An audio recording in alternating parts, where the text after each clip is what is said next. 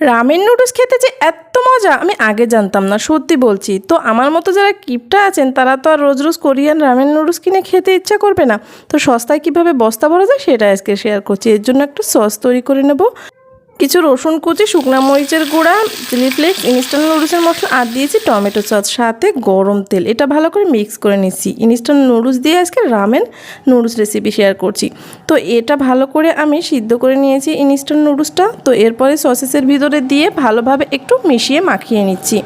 তো এভাবে করে কিছুক্ষণ মিক্স করে নেওয়ার পরে নুডলসের যে পানি ছিল সিদ্ধ করা সেটা দিয়ে দিচ্ছি 2 চামচ, দিয়ে আরও ভালো করে মাখিয়ে নিচ্ছি। একটু বড়লোকি ভাব দেখানোর জন্য এখানে একটা ডিম পোচ দিয়েছি আর উপরে কিছু সাদা তিল ছড়িয়ে দিয়েছি। তো রেসিপিটি কেমন লেগেছে সেটা কিন্তু কমেন্ট বক্সে জানাবেন। আর এভাবে করে কিন্তু সস্তায় খুব সহজেই বাসায় রামেন নুডলস তৈরি করে খেতে পারবেন। এর স্বাদটা কিন্তু খুবই দারুণ। সবাই ভালো থাকবেন। আল্লাহ হাফেজ।